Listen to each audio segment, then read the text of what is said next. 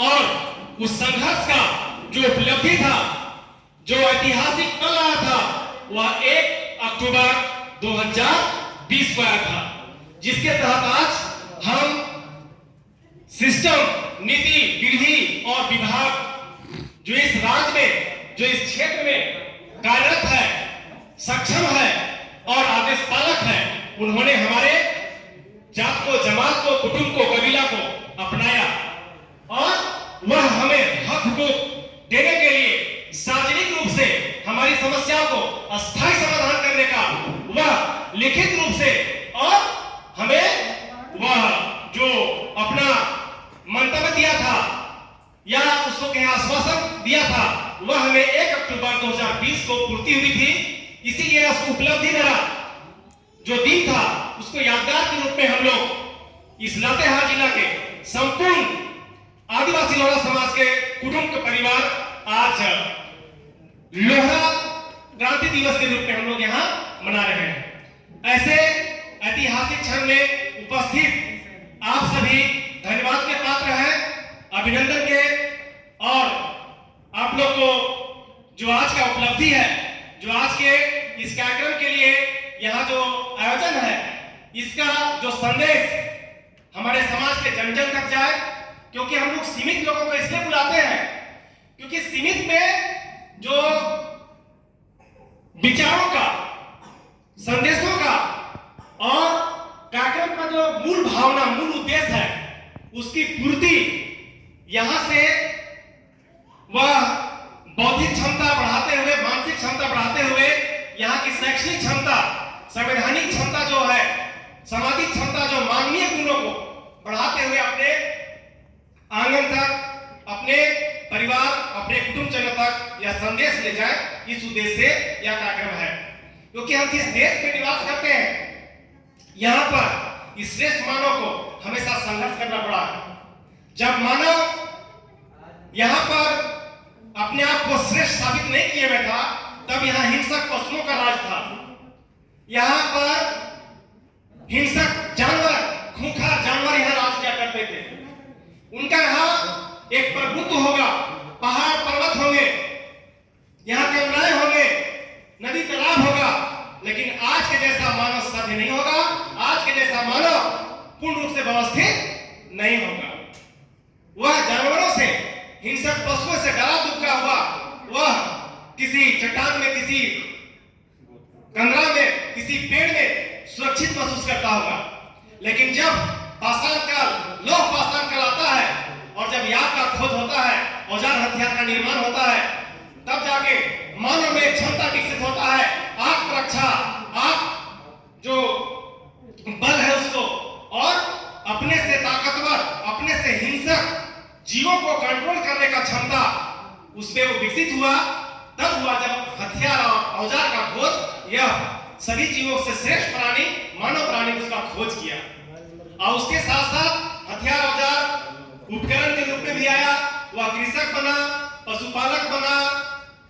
और धीरे धीरे वह सब होते गया। और आज जिस समृद्ध संपन्न मानव समाज को हम देख रहे हैं, उसमें उपकरण और औजार हथियार का बहुमूल्य योगदान रहा है। और ये मानव ने औद्योगिक क्रांति तक लाया, तब जाके ये उपलब्धियां हासिल हुई है कि आज हम सभी प्राणियों में सभ्य और सशक्त समृद्ध प्राणी कहला रहे हैं। तो ऐसे में हथियार औजार मानव को वाकई सशक्त, सफल और समृद्ध बनाने में बहुत ही कारगर हुआ है, महत्वपूर्ण रहा है। और हम जो आदिवासी समाज है, जो लौह युग के प्रवर्तक हैं, लोहे के पेशे के कारण हमारे कबीले को, हमारे जमात को लोहारा जो टाइटल मिला, लोहारा जो कौम मिला, ये भी एक पेशेवर होने के नाते मिला। और इसका योगदान अनादिकाल से आया है और मानव को सशक्त, सफल और समृद्ध करने में रहा है। और जब मानव सशक्त, समृद्ध हुआ, तो एक दूसरे में, एक कबीला दूसरा कबीला, एक समुदाय दूसरा समुदाय, एक राष्ट्र दूसरे राष्ट्र में हमेशा क्रांतियां हुई, जिसमें से हम कह सकते हैं कि भारत देश में कोल क्रांति हुआ, भूल क्रांति हुआ, उलगुलान क्रांति हुआ, तो सर्वप्रथम सामुदायिक क्रांति होते थे। लेकिन जैसे जैसे मानव ने देश, राष्ट्र का निर्माण और समृद्ध एक शासक का एक सोच डेवलप किया होगा, तब राष्ट्रीय क्रांतियां हुई। जैसा कि हम लोग जानते हैं कि कहीं अक्टूबर क्रांति हुआ, तो कहीं आपका अनेक विचारों के चलते लेबर क्रांति हुआ, और हमारे भारत देश में खुद प्रथम स्वतंत्रता जो दिवस कराता है या आजादी के लिए जो सैनिक विद्रोह करते हैं, वह राष्ट्रीय क्रांति थी। साथ ही साथ जब भारत देश आजाद भी होता है या स्वाधीन हो जाता है, तो यहाँ का उन्नति प्रगति के लिए हरित क्रांति, श्वेत क्रांति, ऐसे ऐसे उन्नति प्रगति के लिए भी यहाँ क्रांतियां हुई हैं। तब आज हम विकासशील देश और विकसित देश के तुलनात्मक अर्थों को, उसके महत्व को तर्क कर रहे हैं और राष्ट्र को हम लोग सशक्त समृद्ध कर रहे हैं। और इन सभी क्रांतियों में उपलब्धियां हैं। जब हमारे कोल्हान क्षेत्र में